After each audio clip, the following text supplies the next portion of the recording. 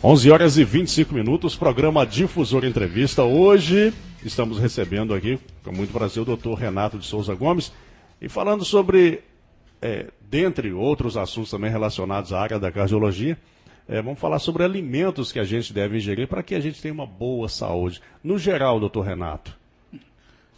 Se falar no geral é muito fácil falar. Coma frutas, verduras e carne magra, né? Pronto, já está resolvido. Legal, isso, seria isso, fruta, verdura e carne magra. Mas, na verdade, o nosso organismo precisa de tudo, né? Só que com a quantidade adequada.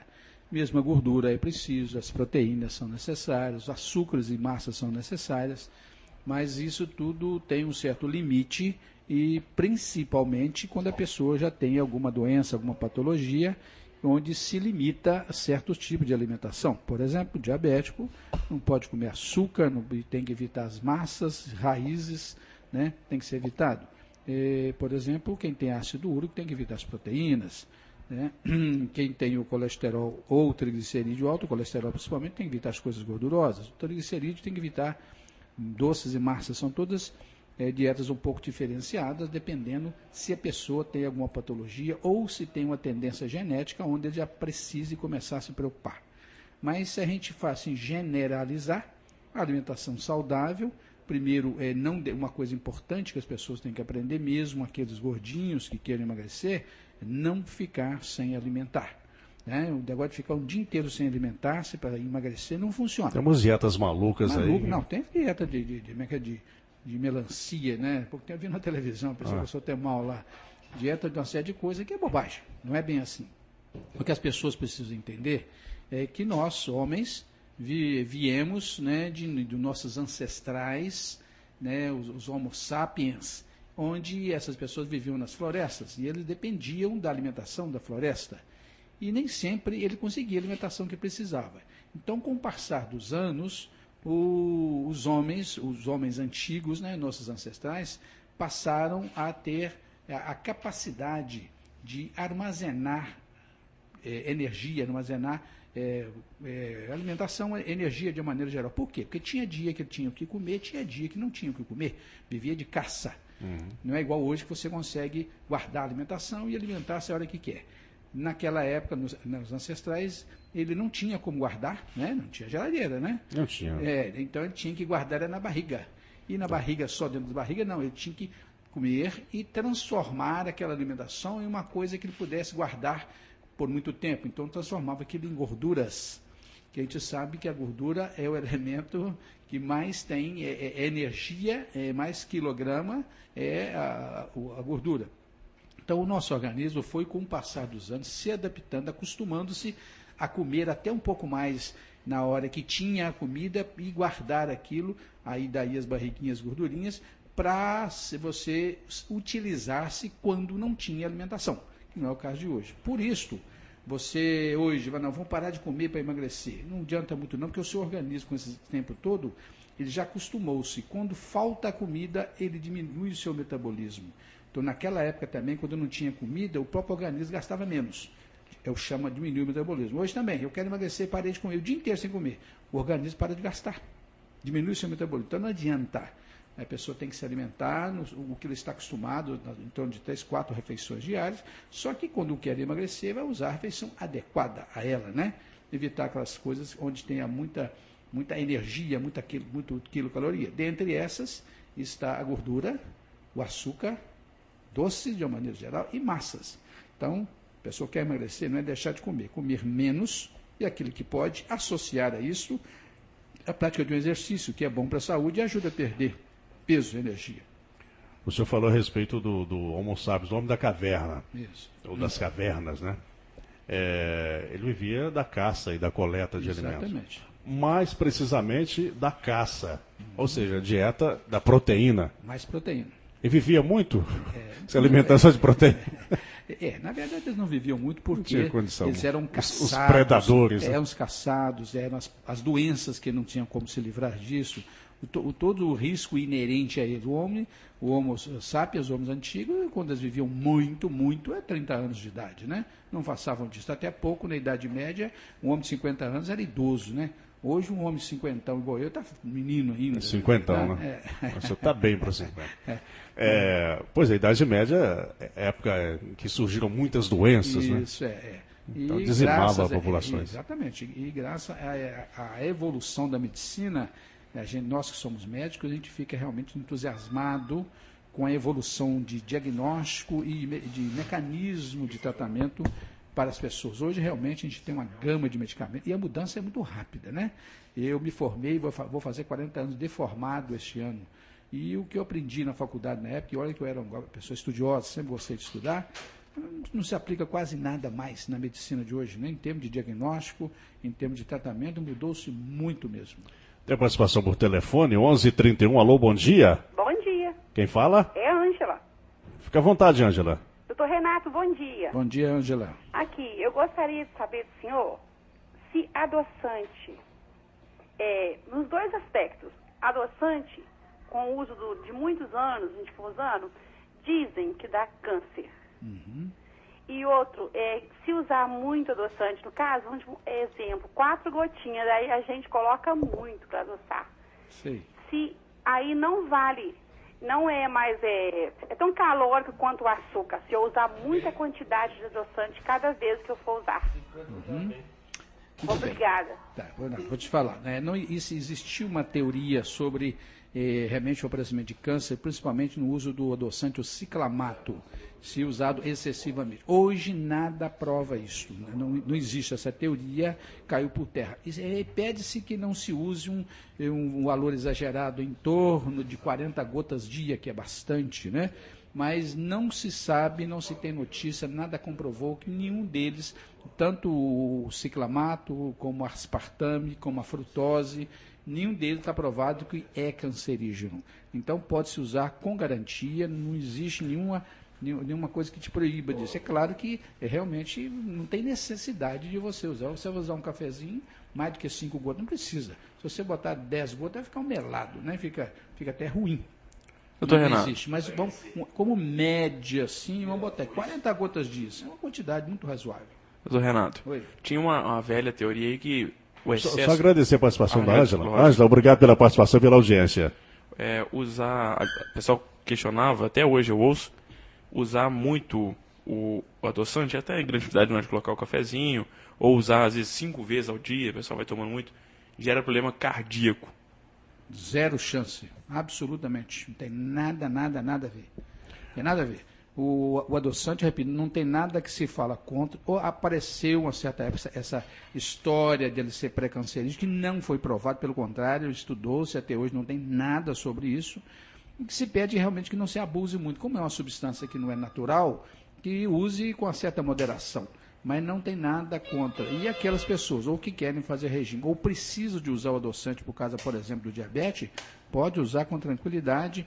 Eles têm que ver alguma coisa, certos adoçantes, que tem algumas contraindicações para algumas pessoas, que é coisa rara. Mas fora disso não tem nada nem de quantidade, nem de qualidade, muito menos que tenha a ver com problema cardiológico. O que acontece que as pessoas confundem, que a pessoa, por exemplo, tem diabetes, né, ou tem dislipidemia, principalmente o triglicerídeo alto, que acompanha muito o diabetes. E a pessoa usa adoçante por causa disso. E uma bela época a pessoa aparece com problema cardiológico, mas provocado pelo diabetes geralmente, ou provocado pela dislipidemia tipo hipertrigliceridemia. Então não foi o adoçante que provocou, mas a doença que evoluiu, e é uma doença onde você usava adoçante. A culpa não é do adoçante, mas sim da evolução, ou do diabetes, ou do hipertriglicerídeo. A dúvida, até a Ângela voltou para ligar aqui, saber se a grande quantidade do adoçante é tão calórica quanto... Absolutamente não. Não. Não, você pode usar até em grandes quantidades, o teor, a caloria dele é mínima. Você pode usar até em grandes quantidades no diabético, não tem problema, ou mesmo para outras coisas, para emagrecimento.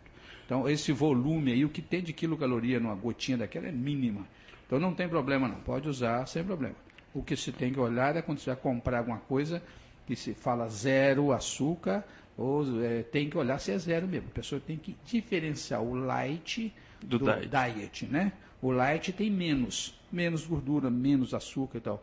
O diet não, é zero açúcar. É esse que pode ser usado, por exemplo, para o diabetes. Tem que prestar atenção nisso. A gente ouve, doutor Renato, falando sobre, por exemplo, o adoçante, sobre ser cancerígeno, ou até sobre alguns refrigerantes, até, né, que é diet, light ou zero, também ser cancerígeno. Hoje existe algum alimento aí desse tipo que é comprovado que é cancerígeno? Especificamente desses light ou diet, não. Não existe nada. Realmente houve uma onda disso aí que não foi comprovado. A gente procura, por exemplo, usar em certas coisas, por exemplo, com coisas light, onde você tem conservantes, né? Não é o caso do açúcar, mas alguns conservantes, você sabe que sempre tem um pouquinho de sódio. Essas coisas tem que sempre chamar a atenção para o hipertenso, por exemplo, que isso aí sobe a pressãozinha quando existe o conservante, não o adoçante, mas o conservante às vezes te ajuda a elevar a sua pressão pela presença do sódio, etc. E tal. Mas alguma substância que seja diet ou mesmo light e que tenha provocado câncer, que tenha comprovação disso, não tenho conhecimento nenhum. Ô, doutor Renato, certa ocasião muito recente, um amigo seu, amigo nosso, colega de trabalho, Fernando de Leles, conhecido nas peladas como Quibil, ele questionou o senhor a respeito de uma dieta, ele estava acima do peso e me falou que o senhor passou para ele a dieta do café. Eu gostaria, a dieta que o senhor passou para ele, pode falar. Que ele não seguiu, se seguisse não estava gordinho igual tá. Pois é. Ele não seguiu a dieta, não seguiu o conselho. Serve para outras pessoas, né, que tem alguma disponibilidade, pegar umas boas carreiras de café e capinar um cafezal, né? Emagrece com certeza, né? Ele não está seguindo. Ele não faz, mas é preguiçoso. Muito. Não quer saber disso. Eu falei que você quer emagrecer, vai pegar uma carreirazinha de café lá, né? Mas o café, você não vai beber o café, você vai capinar o café que você vai emagrecer. Podia levar um amigo, um colega de trabalho, né? Na mesa de som Israel. Ele está falando de mim e do Quibil, né? Não vai faltar companhia, não. Não, tem muita gente assim. Ele, o Ailton Magalhães, também, Pitelo. Nossa senhora, tá precisando. Aquele é outro. Robson, tudo grato. Um dos ex-peladeiros do coração, futebol e regatas, com exceção do Casinho que emagreceu, eu que emagreci. Mas o resto só tem que estar dando gordo. Doutor Renato, até duas pessoas pedindo que mandar alô que estão na escuta, né? A Tayane Vasconcelos, a Sonimara também está na nossa escuta, que falou que está com o rádio no alto, que ama ouvir o senhor. E o Diogo, está aqui perguntando pelo Facebook, ele está perguntando sobre essas dietas de proteína para o pessoal que faz musculação. Causa algum problema na pessoa? Normalmente, o grande problema dessas pessoas, do fisiculturismo, né, é usar substâncias não adequadas, hormônios principalmente, né?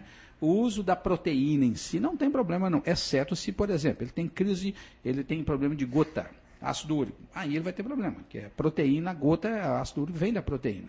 Mas de uma maneira geral, se ele faz exercício adequadamente, a dieta da proteína não tem problema não, ajuda realmente a emagrecer e ajuda a você reabsorver um pouco mais de proteína, que é o que ajuda a formar o músculo, né? Nada exagerado, porque tudo que você come exagerado de proteína, também o organismo joga boa parte fora, ele aproveita só a quantidade que é necessária. Então, essa dieta em si não tem problema, exceto se a pessoa não tem problema de ácido úrico, por exemplo. Aí não vai ter problema não, porque é uma dieta onde você tem o que se constrói os músculos, que é a proteína, e não tem normalmente a gordura, que é o que engorda, né? Associado ao exercício físico que te ajuda a formar mais músculo, você não tem contraindicação. O outro questionamento dele, doutor Renato, ele está questionando referente ao seguinte, que ele falou que ficou sabendo que a frutose não é reconhecida pelo nosso organismo e acaba sendo acumulado como gordura no organismo. Não. A frutose basicamente vem da fruta mesmo, como o nome já diz, né? Não é assim não. Na verdade, toda o açúcar mesmo vindo da fruta, ele também engorda. Não existe nenhum que não engorda. O que não engorda é água. O resto engorda, sim. Engorda, eu quero dizer, tem caloria. Mas não é que ele não reconhece, não. Usado excessivamente, ele vai ajudar a formar a gordurinha. Mas não existe nada que ele não é reconhecido por não ser do organismo. O homem, desde que existe, ele usa fruta, come fruta, então está perfeitamente adaptado a ele a frutose, com certeza. Mensagens chegando aqui no Mural dos Recados, daqui a pouquinho a gente lê, vamos ao intervalo comercial, mais um cafezinho Santa Cecília, a gente volta daqui a pouquinho conversando com o doutor Renato. Você está ouvindo Difusor Entrevista. Difusora.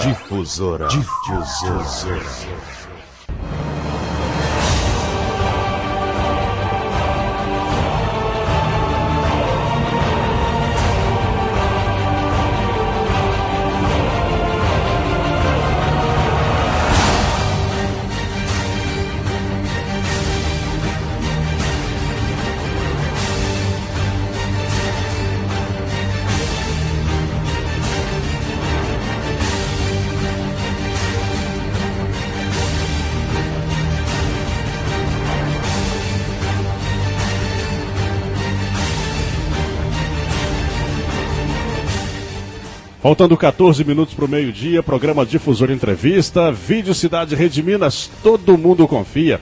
E a Vídeo Cidade Rede Minas vende mais barato mesmo. Realize seus sonhos, deixe sua casa muito mais bonita, tem ofertas todos os dias, preços e parcelamentos incríveis. Venha e traga a sua família. Vídeo Cidade Rede Minas, todo mundo confia. Doutor Renato de Souza Gomes, cardiologista, está com a gente hoje aqui no programa Difusora Entrevista. É a mensagem enviada pela Cristiane Gomes.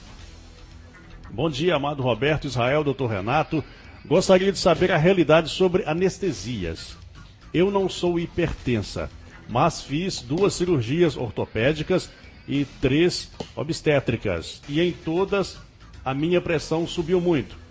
E fui informada por uma equipe médica de Belo Horizonte a evitar tomar anestésico com vasoconstritor, pois tenho válvula aórtica bicúspide. É isso mesmo, doutor? Isso mesmo.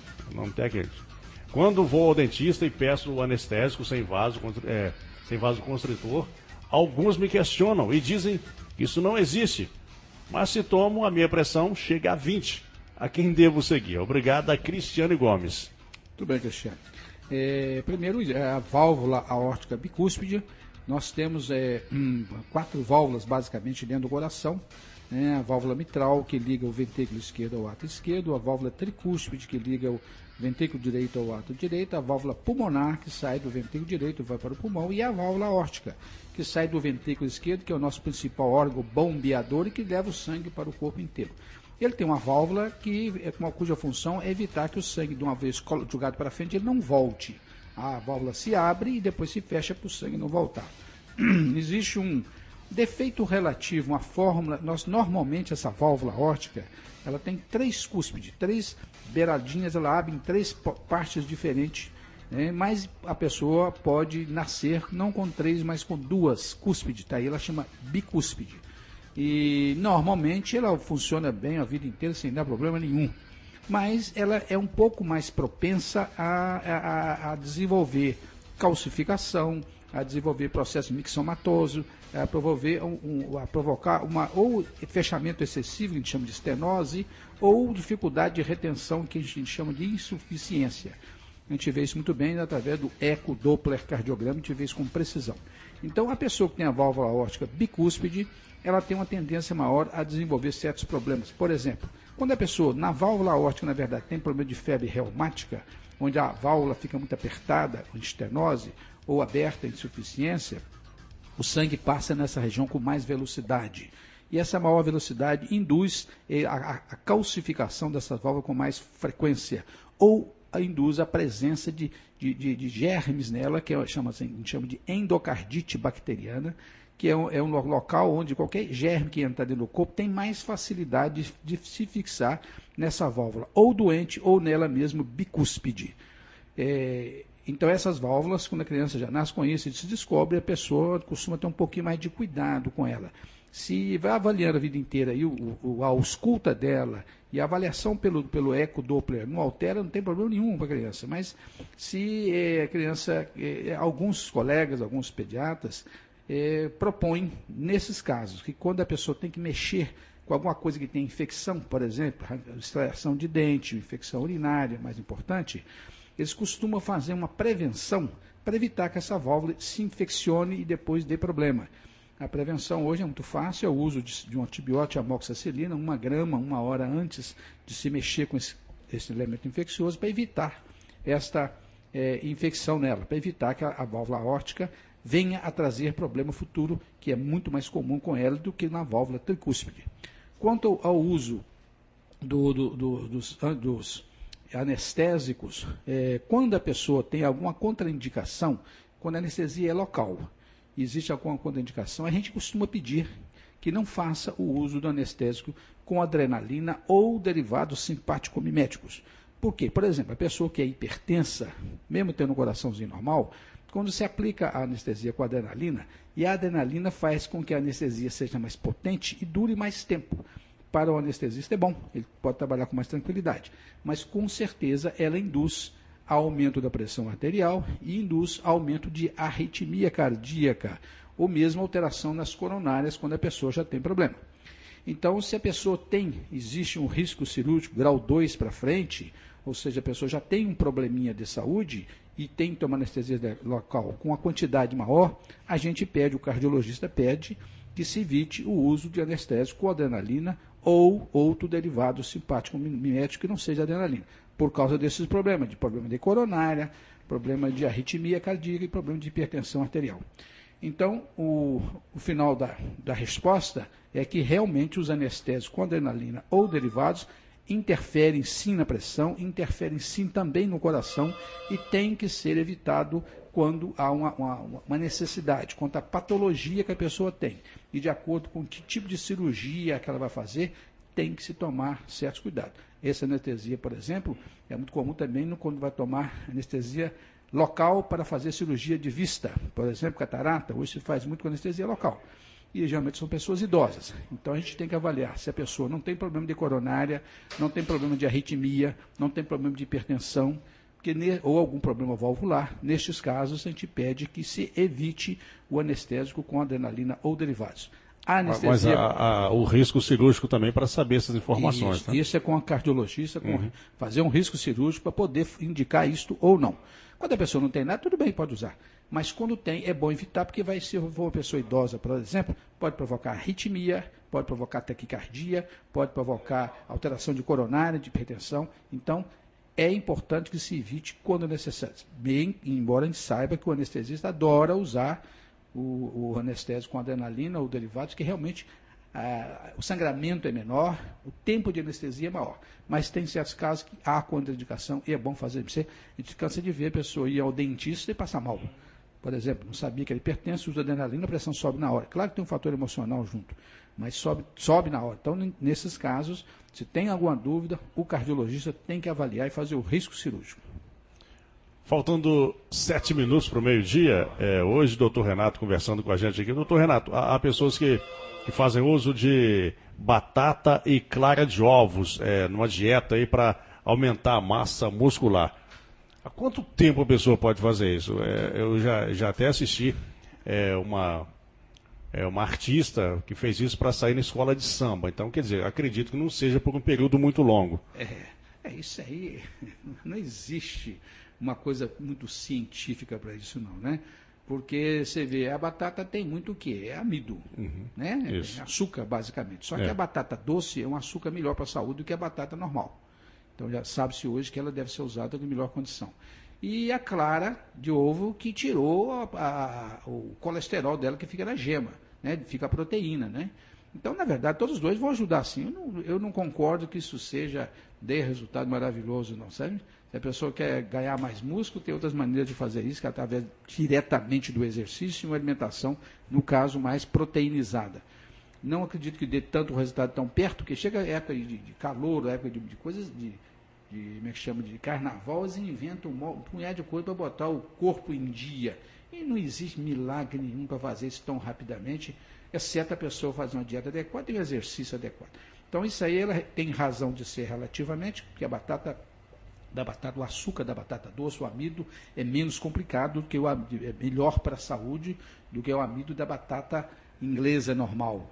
E assim que a clara de ovo tem bastante mais proteína e tira o colesterol dela, que é o que está na gema, né?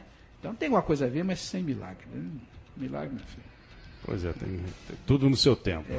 Israel Maltic. Amado Roberto, o nosso repórter Írio Henriques me ligou, ele não vai entrar novamente devido ao problema até que estava no carro Link e também pela linha agora a gente está meio ocupado, e pediu para confirmar, o capitão César confirmou, mas está muito ocupado lá na Polícia Militar, está um movimento intenso na polícia hoje, e confirmando o colégio que foi encontrado.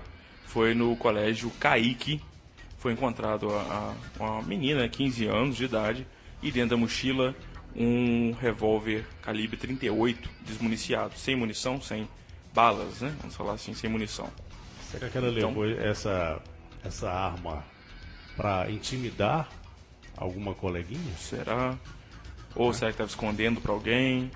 Aí a gente pergunta o que a direção do colégio vai fazer para evitar que um aluno chegue armado no colégio. Dessa vez foi também só é difícil, arma. não tem como também.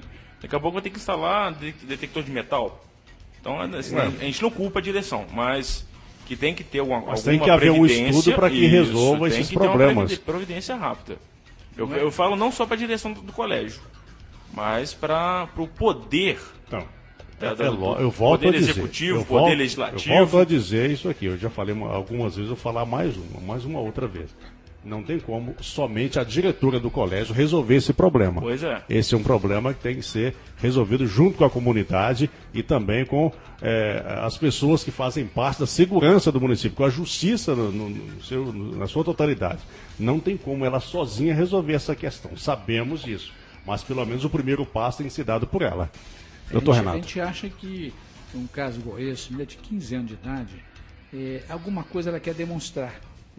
Impor medo, levar para alguém, o valor também talvez seja, mas o fato é que não pode ser deixado. Isso tem que ser melhor estudado.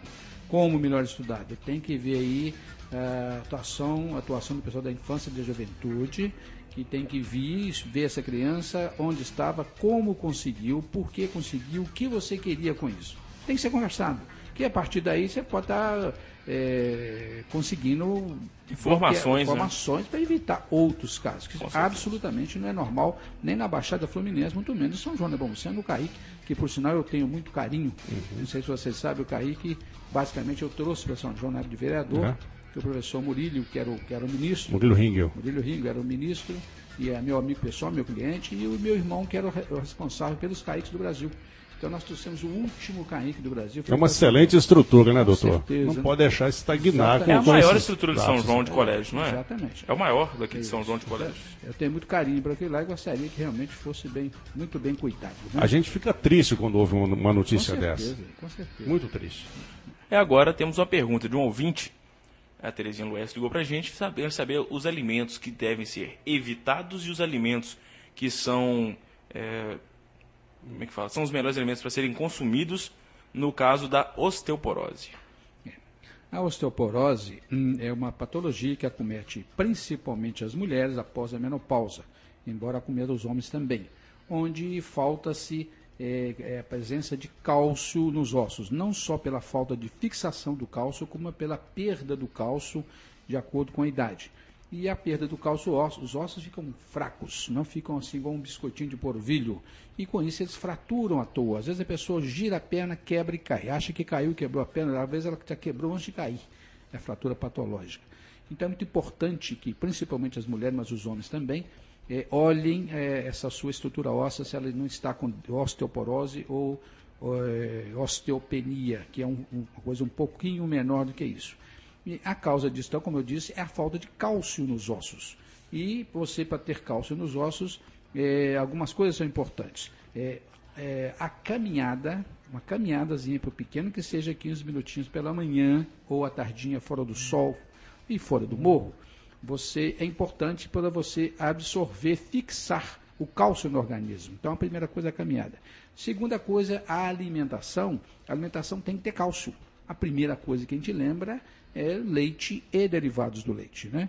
E outra coisa que tem bastante cálcio são as verduras verdes, tem bastante cálcio, e as carnes também, possíveis para cada pessoa, né? Todo tipo de carne tem ferro, tem proteína, tem cálcio, tem proteína. Então, é claro que a pessoa às vezes não pode comer carne de porco, vai comer de boi, né? Mas então, principalmente, são leite e derivados do leite, frutas também tem, verduras, carnes, e preferendo a carne branca, mas a carne vermelha também tem. Associar a isso a uma prática de exercíciozinho e também ao sol pela manhã, onde a vitamina D é muito importante para a sua absorção do cálcio. A vitamina D que você só consegue ter através do sol. Hoje, nós temos, além disso, os medicamentos mais específicos para isso, né? O alendronato sódico, que é uma substância que a gente usa para evitar a perda do cálcio. E mais o carbonato de cálcio, mais a vitamina D, que é onde tem o cálcio e mais a vitamina D para ser absorvida. Então, hoje tem um tratamento legal, funciona muito bem. E não é difícil as pessoas fazerem. E outra coisa, a osteoporose, a osteopenia, além de quebrar, provoca muitas dores no corpo. Muitas dores no corpo, que você vai procurar saber, é porque está com osteoporose e osteopenia. Então deve ser cuidado, deve ser olhado, principalmente a gente faz a medida do cálcio no fêmur, na cabeça do fêmur, e faz a medida do cálcio na coluna. Hoje tem um aparelho que faz isso com grande precisão e o resultado do tratamento é muito bom e deve ser feito. Mas alimento é isso, leite e derivados, carnes, frutas, verduras e uma caminhadazinha no sol. E a pessoa que tem artrose, que alimentos ela deve ingerir? Artrose? Artrose. A artrose é um problema sério, porque a artrose, tecnicamente, é um desgaste da articulação, é um desgaste principalmente de um anteparo da articulação, que são as cartilagens. As cartilagens é um osso mais mole, e ele que fica entre um osso e outro na articulação, que é o que segura os impactos, etc. Quando a pessoa desenvolve artrose, essas cartilagens somem e os ossos começam a pegar osso com osso. Então, não existe um remédio específico para... Hoje já existe, estão meio que em experiência nos medicamentos para tentar, pelo menos, evitar a evolução muito rápida para quem tem artrose. É a glucosamina, mas ainda é uma incógnita e deve ser usado quando você já está começando. Uma vez a artrose instalada, acabou a cartilagem, acabou o osso, não tem um tratamento específico. E essas artroses são mais comuns nas pessoas ou que têm os joelhos, né? No caso do joelho, vamos botar a gonoartrose. A artrose do joelho, quando a pessoa tem o joelho meio torto, onde o peso fica caindo fora do lugar do osso, ou quando a pessoa, por exemplo, tem obesidade. O gordo faz peso em cima da articulação, e se a articulação é meia torta, vai desenvolver com certeza uma artrose, com certeza. E a artrose, uma vez instalado, o remédio que tem é trocar a junta, fazer uma junta artificial, porque não cura não. E os remédios que você toma são remédios complicados, remédio de dor, os anti-inflamatórios, são remédios que a gente sabe hoje têm que ser evitados, porque eles interferem muito na função dos rins, atrapalham muito a pressão, aumenta a pressão, problema gástrico, problema cardiológico, então tem que ser usado com muito cuidado. Então o que você tem que fazer tudo é para não ficar com artrose. Uma vez instalado, ou é caso para cirurgia, troca de joelho, troca de articulação coxofemoral, ou vai tomar remedinho o resto da vida, sendo que os anti-inflamatórios devem ser evitados, né? Então não tem tratamento. Hoje está começando a usar isso, os artroglic da vida, que é a condroitina, que são com a tentativa de diminuir a evolução da artrose. Mas parar e reconstituir ainda é uma incógnita. Estamos esperando o resultado disso. Maltinho. Eu tenho algumas perguntas aqui que estão chegando, né, telefonemas, por exemplo, para quem tem diabetes pode comer, pode fazer o consumo, né, de mandioca, de inhame, né, raízes. Tem também a pergunta, o que é derrama do miocárdio e como se faz para evitar ou, no geral, o que é e como combate ou como evita, mas são perguntas que vai ficar para depois do comercial, Amado. Vamos tomar mais um cafezinho Santa Cecília? E você já vai passar a mesa de som para o... Eu vou me despedindo aqui. Um alô a todos os ouvintes, um alô para o Dr. Renato, para o Amado Roberto, um alô para o Vitor, porque eu vou para algumas tarefas aqui da Rádio Difusora. Hoje o Vitor vai assumir aqui a partir de agora a mesa de som. Um alô a todos e depois podem dar uma passadinha lá no www.difusorasjn.com.br, aonde as nossas entrevistas estão indo. Depois, né, do término aqui, eu e o Vitor, a gente está fazendo a edição e está indo para o nosso site. Por exemplo, a de sexta-feira do Zé Carlim já está em nosso site, já quem quiser conferir. É só ir lá no menu Notícias, no submenu Difusora Entrevista. Voltamos daqui a pouquinho com Difusora Entrevista, mais um cafezinho Santa Cecília e a gente volta com o Dr. Renato. Você está ouvindo Difusora Entrevista.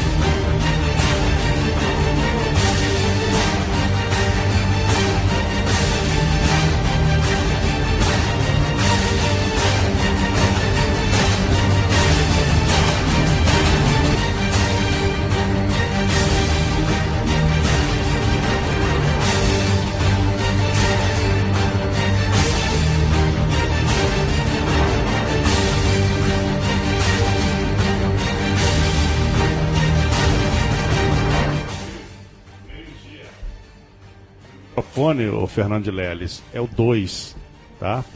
Essa mesa de som hoje tá meio estranha, né? Vitor Guilherme, Israel Monti, agora Fernando de Leles, depois volta Vitor. Doutor Renato, tá meio confuso isso aí, né? Tá meio confuso. Tem a pergunta aqui do José Lúcio de Souza. Doutor Renato, qual a diferença, depois ele vai responder a pergunta que o Israel tinha feito antes ali, o Kibio vai relê-las. Doutor Renato, qual a diferença no tratamento para pessoas com diabetes alto e diabetes baixo? Garapa, mel, açúcar preto, esses produtos aí são prejudiciais para os diabéticos? Carne de porco é um veneno para quem é diabético? Então, vamos lá por partes. Primeiro, quem tem diabetes não pode usar nada que tenha açúcar em hipótese nenhuma. Então você está falando aí de açúcar. Açúcar preto é o mascavo. Açúcar preto, açúcar mascavo e mais o que mesmo ali? Mais mel. Mel, garapa. Tá, todos esses são absolutamente contrários. Não pode ser usado em hipótese nenhuma. Um diabético, se for um diabetes tipo 1, que é o diabético insulino dependente, ele toma isso aí, ele morre em coma hiperglicêmico. Não pode. O diabetes tipo 2, que é um pouco mais brando, claro que depende do nível, do grau do diabetes. Né? Você tem um diabetes leve, brando e diabetes importante. De qualquer maneira, todas as substâncias que você citou, todas são contraindicadas, absolutamente contraindicados para o diabético, seja ele o diabético que for. Quando o diabético quando a pessoa é um pré-diabético, ou seja, uma glicose com menos de 120 mg por decilitro, ou com diabetes mais brando, ele ainda pode ter uma dieta melhor. Mas esta substância que você citou aí, nenhum delas deve fazer parte do cardápio do diabético. Ele perguntou a respeito de carne de porco. A carne de porco não tem nada a ver com diabetes. Não, né? Não, a carne de porco... Eu não sei de onde Zé Lúcio tirou essa pergunta aí. A carne de porco, inclusive, o pessoal aí isola, tudo carne de porco faz mal. Não é, gente. A carne de porco pode ser usada, tem que ser usada, uma carne deliciosa, deve ser usada aquelas partes mais gordurosas, principalmente se a pessoa tiver problema de colesterol alto, né? De ácido úrico alto, não somente de colesterol alto, aí sim. Mas a carne de porco, de uma maneira geral, mais sequinha, ela faz tanto mal quanto a carne de boi normal, não tem nada assim. Eles botaram um estigma na carne de porco, e carne de porco é rebosa, não existe isso, né? A carne de porco mais sequinha, tudo bem, a carne de porco mais gordurosa tem mais gordura. A gordura de porco, o nome já diz, é gordura pura, essa tem que ser olhada, embora deliciosa, tem que se ter cuidado para aquelas pessoas que têm problema de colesterol, têm problema de coronária ou hipertensão. Mas a carne de porco, de uma maneira geral, não faz mal assim como se fala e não tem nada a ver com diabetes. Pode ser usado pelo diabético normalmente. Ô, Fernando de Leles, por gentileza, leia a pergunta do ouvinte aí na tela. Tem participação no telefone? Vamos ao telefone primeiro. Alô, boa tarde. Boa tarde. Quem fala? É a Aparecida, da Avenida Israel Pinheiro. Pois não, Aparecida, fica à vontade. Eu queria fazer uma pergunta para o doutor Renato. Pode perguntar que eu te ouvo. Eu queria saber dele, por que a fibromialgia? Porque eu sofro muito, hoje mesmo eu não estava aguentando.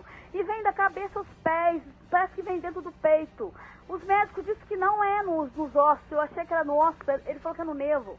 Agora por quê? A fibromialgia, hoje está provado que a fibromialgia tem muito a ver com problema emocional. Como o nome já disse, fibromialgia é dor. Mialgia é dor. Dor nos músculos e nos nervos que acompanham os músculos.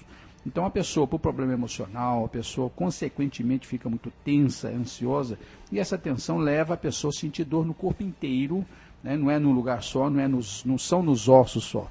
Dói principalmente os músculos e os nervos que estão dentro do músculo. Daí o nome de fibra muscular, mialgia, que é dor no músculo. Mialgia é dor no músculo. Então, fibromialgia é uma doença que acomete geralmente o corpo inteiro. Onde haja músculo, onde haja tendão de músculo, você pode sentir dor. E a origem principal é o problema emocional. Não existe outra origem definida. Você, às vezes, tem dor nos nervos provocada, por exemplo, por diabetes. O diabetes não cuidado a longo prazo, ele provoca uma destruição da bainha de mielina que cobre os nervos, e a pessoa costuma ter dor e dormências no corpo. Isso é provocado pelo diabetes. Mas a dor mesmo em si, que inclusive melhora quando você toma relaxante muscular, tipo os Miozan, o ciclobenzaprina, que são relaxantes, você toma melhor. Por quê? Porque relaxou o nervo, relaxou o músculo, as dores melhoram. Então, Renato, pois não. Porque eu sou diabetes, sabe? Uhum, eu você sou pode uma estar... paciente do senhor. E segundo, meu açúcar estava muito alto. Pois é. E tem a ver alguma coisa? Aí provavelmente você está juntando duas coisas. Além da polineuropatia periférica provocada pelo diabetes, que o diabetes, repito, ele destrói a bainha de mielina, que é o que cobre os nervos, e os nervos começam como se fosse dar choque. Então os nervos do corpo começam a doer e dar dormência, e diminuir a sensibilidade. Isso é diabetes. Se você, ao mesmo tempo, também tem problemas emocionais, e que provocam a fibromialgia, aí começa a doer também as fibras musculares. Aí você teria dois tipos de dor. Aí a depressão é a causa principal da fibromialgia, é a depressão. No seu caso, você está com dois problemas que te provocam dor. É enjoado. Né? Então tá, Dona, obrigada, tá? Nada, mas tem tratamento, viu? Tá. Muito bem, tem que buscar o tratamento, né, doutor Renato, para evitar sofrer desses males aí que ela está sofrendo. Incomoda muito. Fernando de Leles, por gentileza, as perguntas do ouvinte aí na tela, por favor.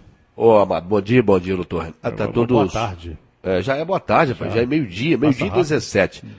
Tem duas aqui, Amado. Para quem tem diabetes, pode comer mandioca e inhame? Não deve usar, ou deve usar com moderação. O diabético, ele não pode comer nada que tenha açúcar. Isso é definitivamente. Qualquer açúcar, né? Refrigerante, bombom, bala, café com açúcar, isso ele deve cortar definitivamente. E as coisas que dão debaixo da terra, batata, mandioca, inhame, cenoura, devem ser evitados. E as massas também devem ser evitadas. O que é massa? Angu, pão, macarrão, pastel, pizza. Então, as massas e as raízes não estão 100% proibidas, mas devem ser evitadas. Por exemplo, vou comer batata hoje, vou comer mandioca, então eu não vou comer macarrão. Vou comer angu, então eu não vou comer batata. Então, se comer um debaixo da terra, que já não é legal, não coma uma massa. É mais ou menos assim que funciona. Não está totalmente proibida, mas não deve abusar. Assim como o arroz e o feijão também não deve ser abusado. Você pode comer 2, 3 colheres de arroz, 2 colheres de feijão, mas não pode comer arroz e feijão à vontade. O que você pode comer mais à vontade no diabético é verduras à vontade, carne magra à vontade, frutas, em uma média de 3 frutas por dia, geralmente. Esse você fica um pouco mais à vontade. O resto você tem que evitar. Açúcar zero, coisas gordurosas não é problema para o diabetes, se a pessoa não tem colesterol triglicérido, tudo bem, mas o açúcar tem que ser zero, raízes e massas, maneirar. Outra coisa fundamental para o diabético é a prática de exercício físico, é muito importante, além dos remédios, naturalmente. Mais uma pergunta? Tem mais uma aqui, Amado. O que é derrame miocárdio? A pergunta está um pouco meio assim, trunfada. Existe um derrame no miocárdio, é derrame pericárdico, não miocárdio. Mio é o músculo do coração. Pericárdico é uma membrana que envolve o coração, que chama pericárdio. Então, existe um derrame pericárdico.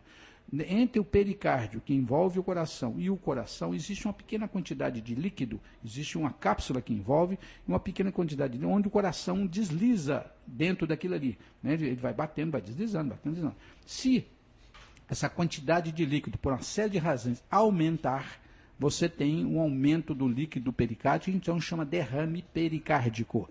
Esse derrame, se ele for muito grande, ele começa a comprimir o coração e o coração começa a ter dificuldade de jogar sangue para frente, de contrair. Tem que ser esvaziado, que isso vai levar a pessoa a problemas sérios até a morte. Esse seria o derrame pericárdico, eu acho que é isso que a pessoa queria perguntar. Porque o derrame miocárdico não existe o derrame dentro do músculo miocárdico, não. Deve ser o derrame pericárdico, deve ser isso que a pessoa queria perguntar. Meio-dia mais 20 minutos, tem uma pergunta aqui da Vera, nossa ouvinte Vera, perguntando qual grau é considerado pressão de alto risco. A hipertensão arterial, a gente considera a pessoa hipertensa quando a pressão sistólica ou máxima ultrapassa 14 e a pressão mínima ou diastólica ultrapassa 9. Então, 14 por 9 é o limite para a pressão normal. É claro que se for uma criança, tem que ser um pouco menos. Se for um adulto jovem que está rígido, magrinho, tem que ser um pouco menos. Mas, em média, seria 14 por 9. Então, a partir de 14 por 9, normotenso, de até até a mínima chegando em 12 e a máxima em 16, mais ou menos, a hipertensão leve. A partir da máxima de 14 já é considerada uma hipertensão severa, a mínima. A máxima passando de 18, com a mínima ultrapassando a 12, é uma hipertensão severa. Então, você tem leve, moderada e severa. Então, de 10 a 12, ela é uma hipertensão já quase que moderada. É acima de 12 de mínima, com a máxima acima de 18, é considerada hipertensão severa. Mas isso também é uma nomenclatura que não é muito adequada. Depende muito da pessoa e do quadro, né? Você pega um rapaz novo com a pressão de 18 por 12, você está com hipertensão severa. Você não pode ter estudo. Mas a gente tem pressão de 20 por 14, 22 por 16. Essas realmente são hipertensão que já chama de maligna. Daqui a pouquinho, doutor Renato, vou pedir que o senhor fale para a gente, depois do intervalo comercial, sobre alimentos aí para quem sofre de depressão. Nesse momento, muitas pessoas sofrendo desse mal. Eu gostaria que o senhor listasse alguns alimentos que as pessoas que têm depressão podem ingerir. Intervalo comercial, mais um cafezinho Santa Cecília. Já voltamos com Difusora Entrevista, agora 12h e 22 minutos, 12h e 22, intervalo comercial. Difusora.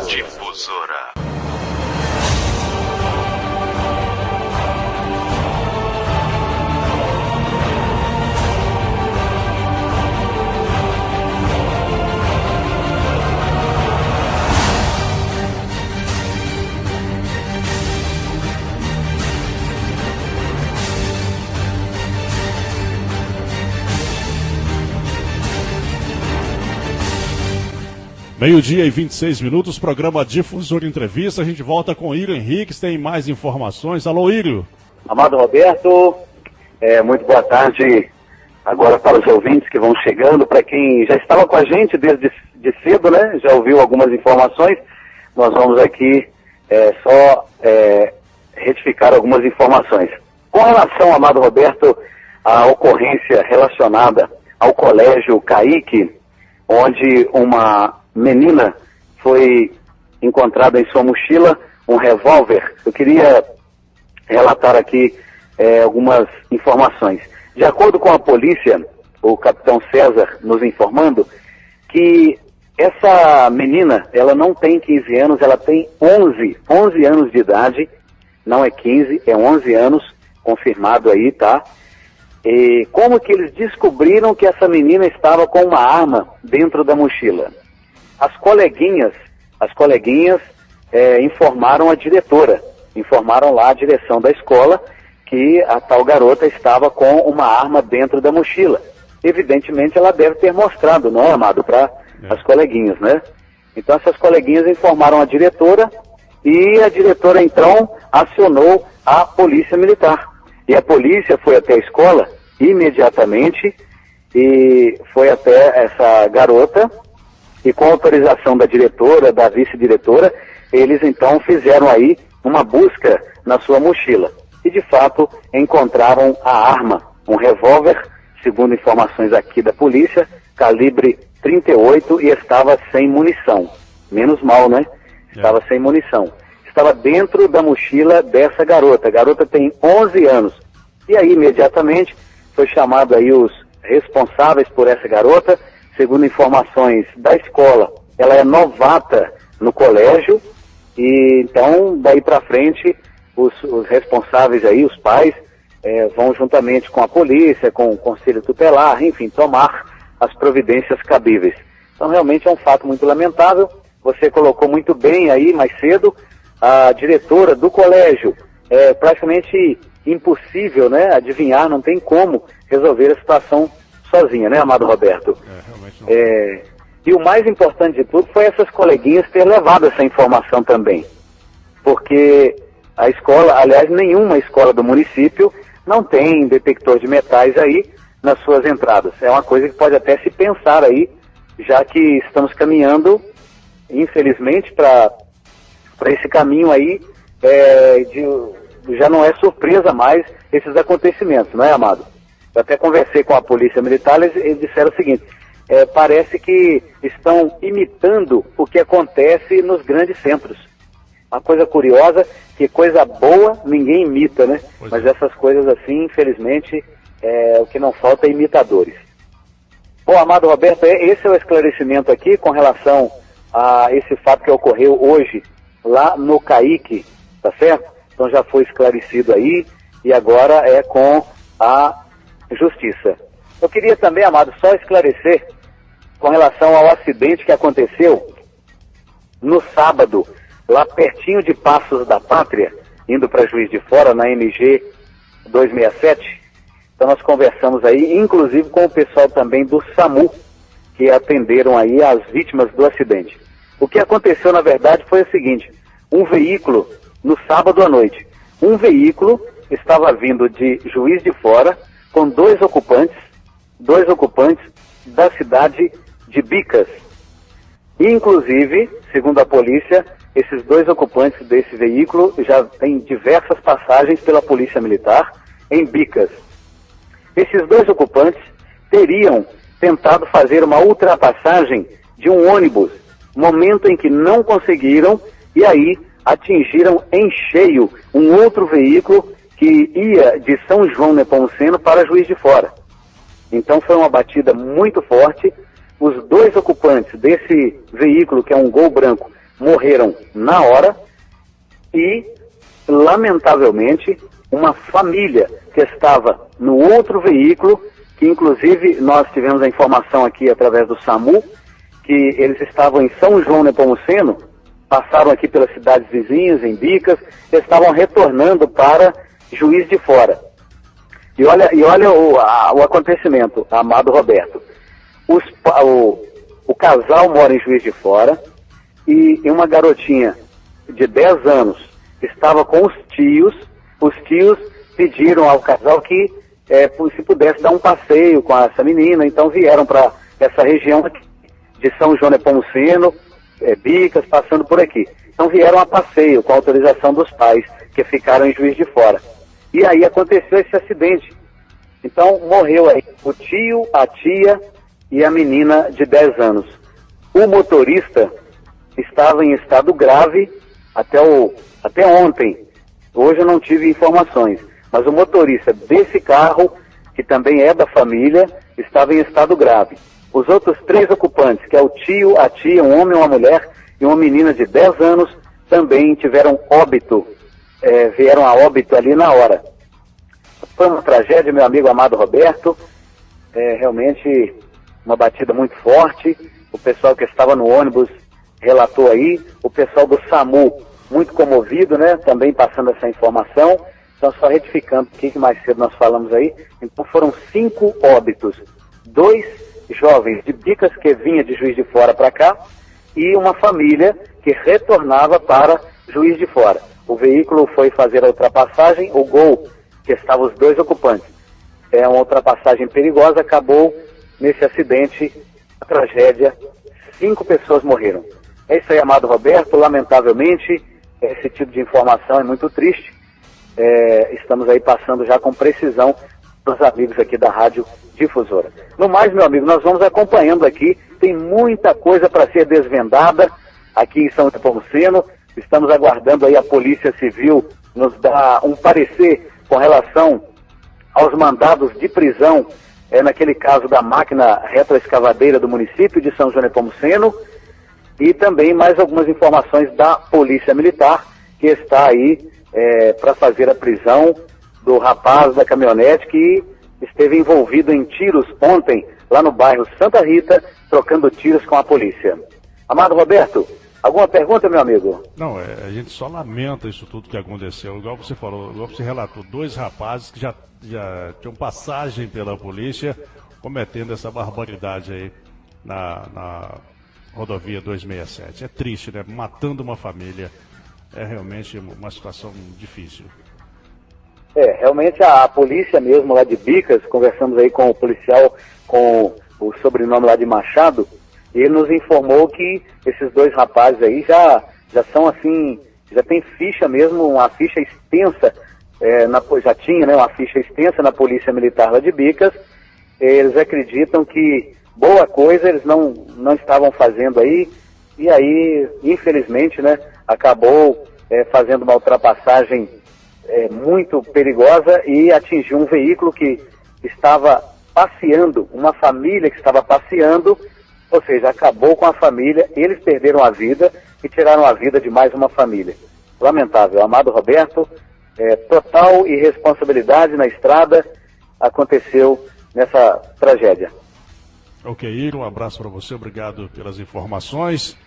A gente vai seguindo aqui com o doutor Renato. Doutor Renato, alimentos para quem sofre de depressão. Não existe uma alimentação específica, naturalmente. Uma pessoa vai utilizar essa alimentação que ele gosta, a alimentação que o satisfaz. Mas nós sabemos que algumas coisas facilitam, ajudam. Por exemplo, o uso de frutas, o uso de verduras, o uso de carne magra, com certeza sabe-se que faz bem para a saúde, inclusive para a depressão. Nós sabemos que, apesar do chocolate, falar-se que o chocolate te tira de depressão, nós sabemos que os doces, de uma maneira geral, não são legais, o uso é exagerado, assim como principalmente de carnes gordurosas. Não existe uma razão específica por que a carne gordurosa te provoca mais depressão, por que o doce exagerado provoca mais depressão, mas sabe-se que a alimentação mais saudável, ou seja, frutas, verduras, carne, alimentação mais leve, realmente ajudam a evitar a depressão. Assim como ajuda, por exemplo, a pessoa que está querendo parar de fumar, que ajuda a pessoa que está querendo parar de beber. Tudo isso, a alimentação considerada light, né, que é frutas, repito, verduras, carne magra, são mais bem-vindas. Então não existe uma razão específica, mas sabe que a comida é mais pesada, gordurosa, e também o açúcar excessivo realmente ajuda a perpetuar os quadros depressivos, com certeza. Alô? Açúcar em excesso? Excesso faz mal para quem tem depressão, aumenta ainda a depressão? Dificulta a pessoa sair dos quadros depressivos, mas as gorduras que são os grandes problemas mesmo são as coisas gordurosas, com certeza. 12:37, e a Marlene mandando aqui uma mensagem para a gente, uma pergunta para o doutor Renato. Doutor Renato, a carne de porco faz mal para o hipertenso?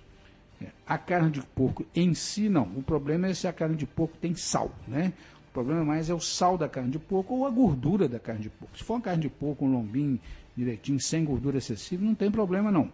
O problema, repito, se ela tem muita gordura e especialmente se a pessoa tem colesterol alto, hipercolesterolemia ou hipertrigliceridemia, principalmente colesterol alto, mas principalmente a carne de porco com sal. A carne de porco sequinha direitinho, se não é problema, tem um valor mesmo da carne de boi. Só se ela tiver com muito sal ou se ela tiver muito gordurosa e a pessoa também já tiver distúrbio de colesterol e triglicerídeos. Fora disso não.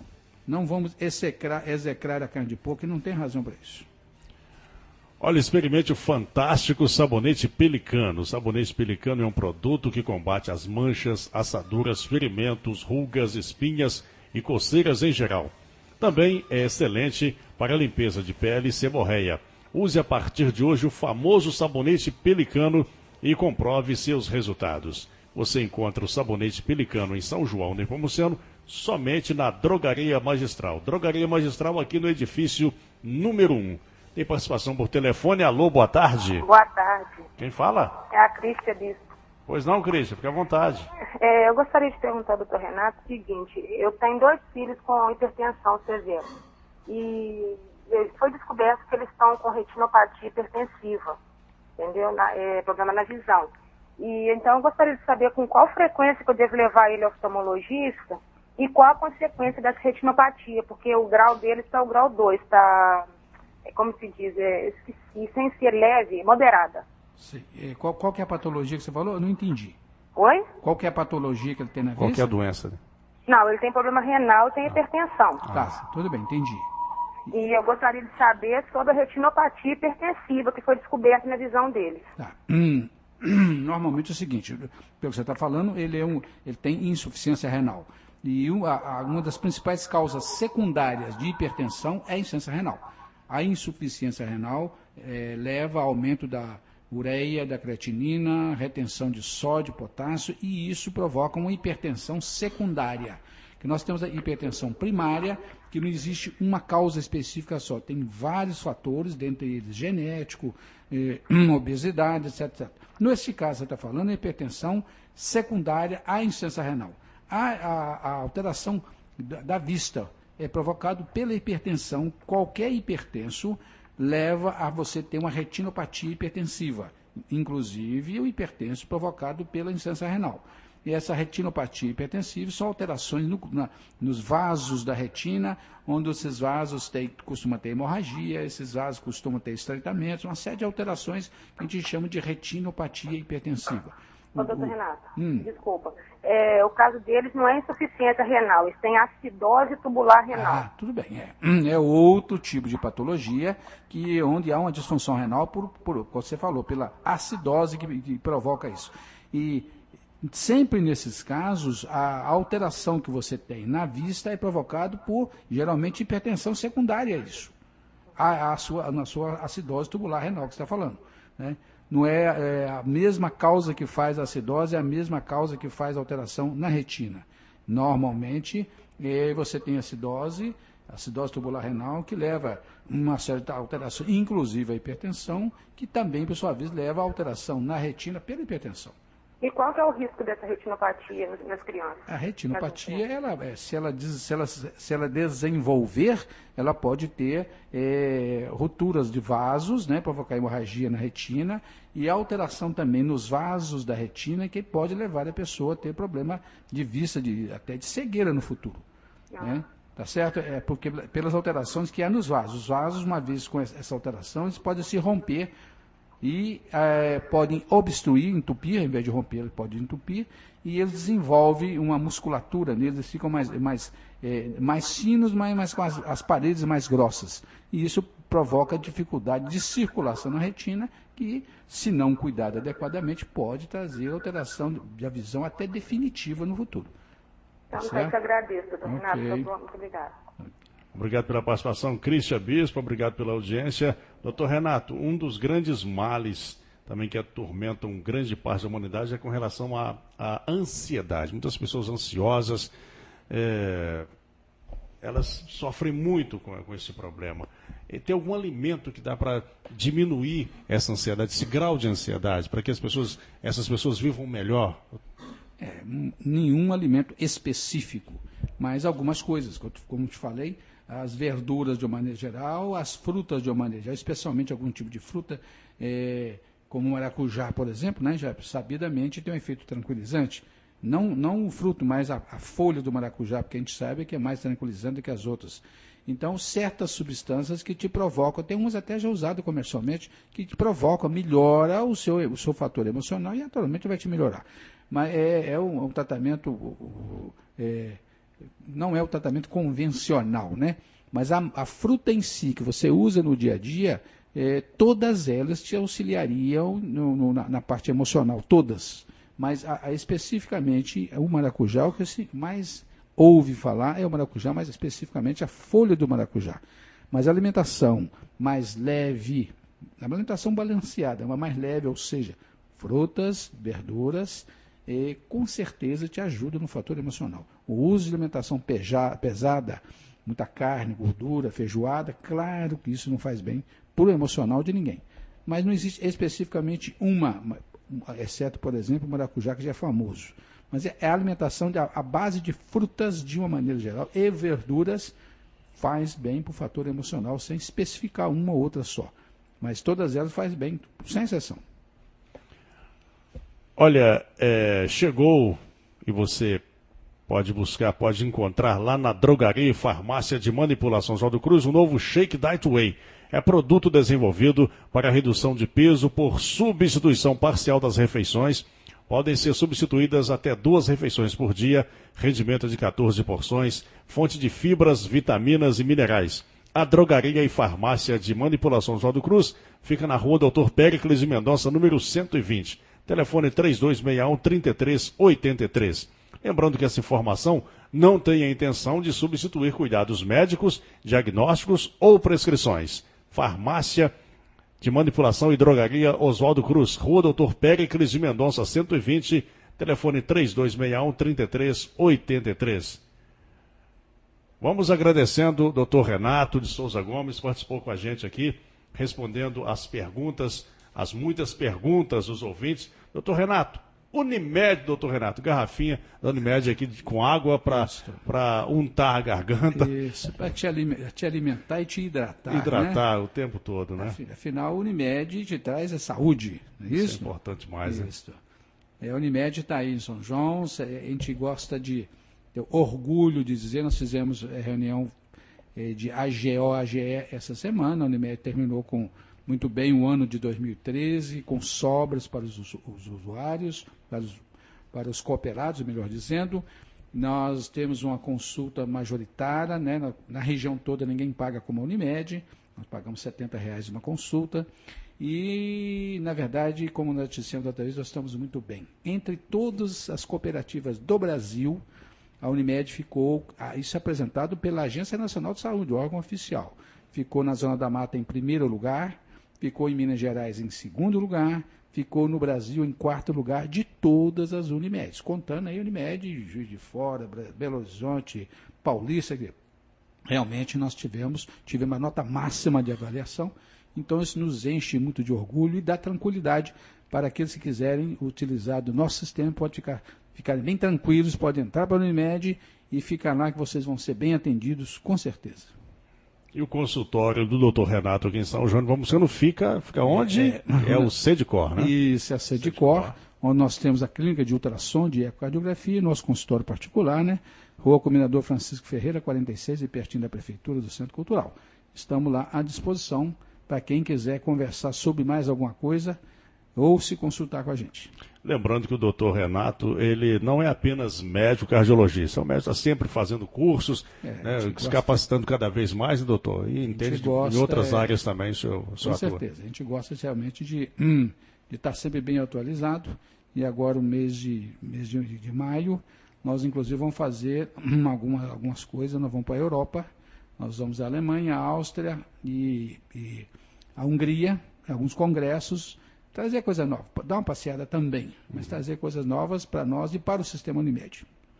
E chegar a tempo de assistir a Copa no Brasil. Com certeza, estão chegando pertinho da Copa, nós estamos chegando aí de novo. Tá bom? O mais, Amado, agradecer realmente pela oportunidade de falar com esse povo maravilhoso e dizer que nós estamos sempre à disposição aí e qualquer coisa também para poder ajudar no que for preciso. Telefone lá do Sedcor? Sedcor 3261-1769 e da Unimed 3261-2600. Muito bem, doutor. Grande abraço. Obrigado por ter aceito o nosso convite, sempre participando com a gente aqui. Intervalo comercial, a gente volta daqui a pouquinho com a Difusora Entrevista, mais um cafezinho Santa Cecília, faltando 13 para 1.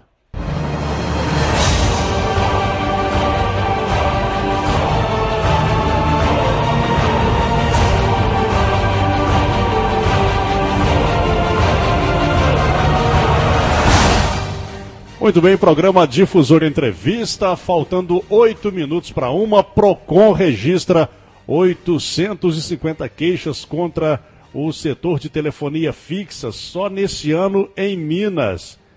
Olha, telefone mudo, linha cruzada, ligações não completadas, ruídos e dificuldade para falar na central de atendimento.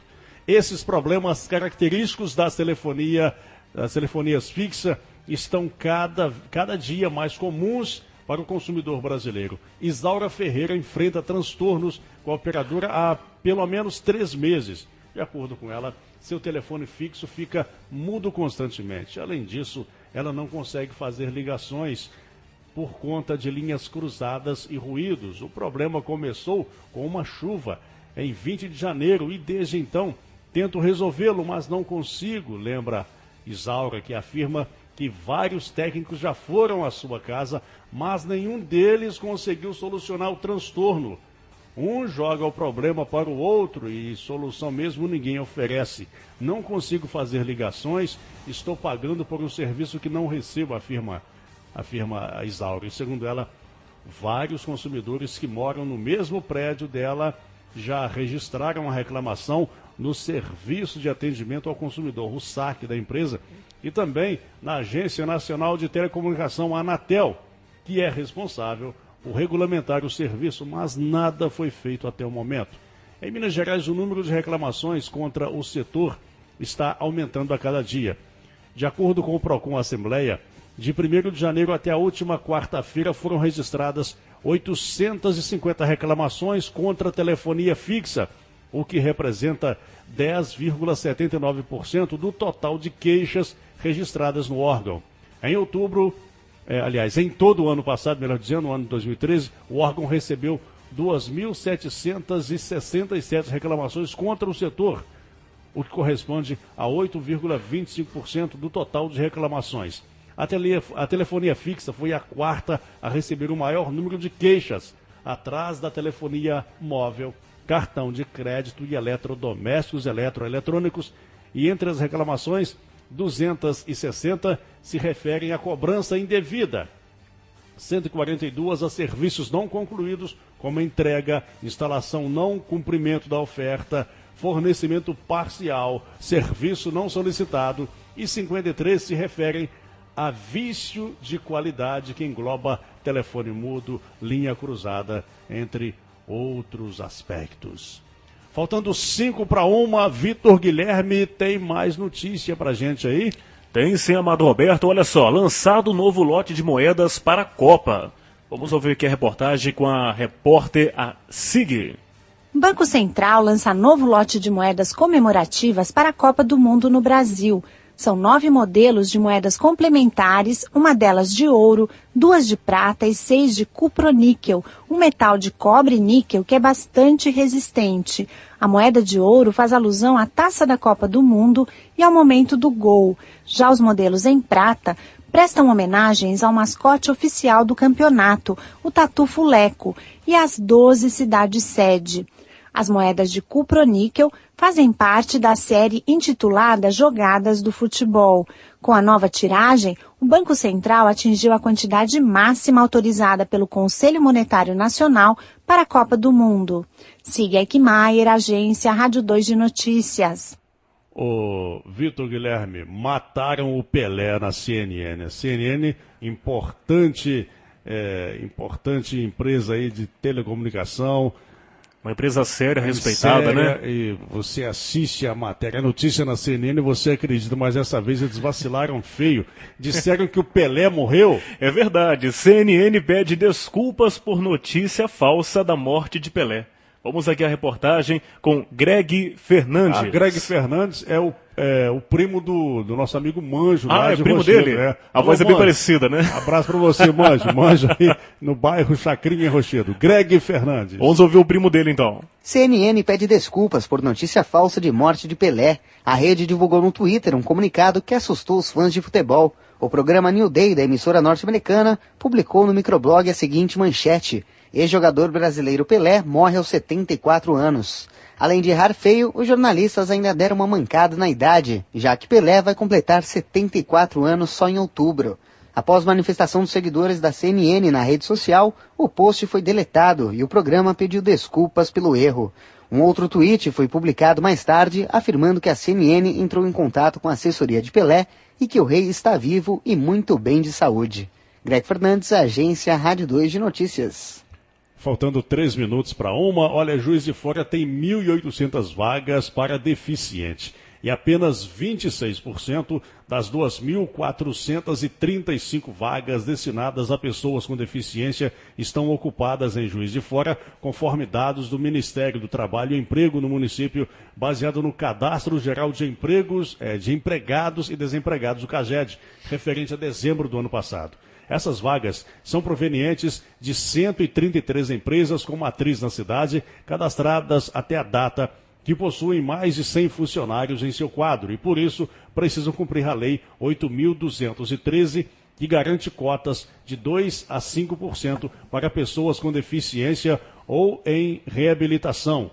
Com base no censo de 2010, o Ministério do Trabalho estima que existam na cidade mais de 24 mil pessoas com idades entre 15 e 64 anos, com potencial para ocuparem essas vagas, sendo mais de 9 mil delas com ensino superior completo. A dificuldade em preencher os 74% restantes, segundo as empresas, está em encontrar trabalhadores aptos a exercerem a função requerida por elas. A grande reclamação que temos hoje, principalmente por parte da indústria, é que as vagas disponíveis estão localizadas em setores operacionais, que por si só oferecem grande risco aos trabalhadores, em função de boa parte dos deficientes não apresentar qualificação, o segundo grau completo, ensino médio, noções de informática, cursos técnicos superior, sobram vagas em ambientes administrativos, destaca a advogada da Federação das Indústrias do Estado de Minas Gerais, FIENG, Poliana Martins. Para ela, outro fator que pode estar atrelado à dificuldade de contratação é o recebimento do benefício de prestação continuada, o BPC, pago pelo governo aos trabalhadores deficientes considerados incapacitados para a vida independente e para o trabalho. O valor pago é de um salário mínimo equivalente hoje a R$ 724.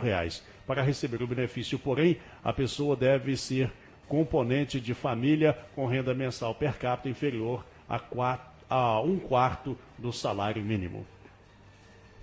Muito bem, vamos agradecendo a sua audiência, a sua companhia, agradecendo a sua participação com a gente. Hoje recebemos o Dr. Renato de Souza Gomes. Amanhã no programa Difusora Entrevista estará conversando com a gente aqui, tirando dúvidas dos ouvintes, o médico otorrinolaringologista, Dr. André, vai estar com a gente aqui. O que foi, Vitor Guilherme? Não. Se fosse eu para falar essa palavra, ia quebrar a língua.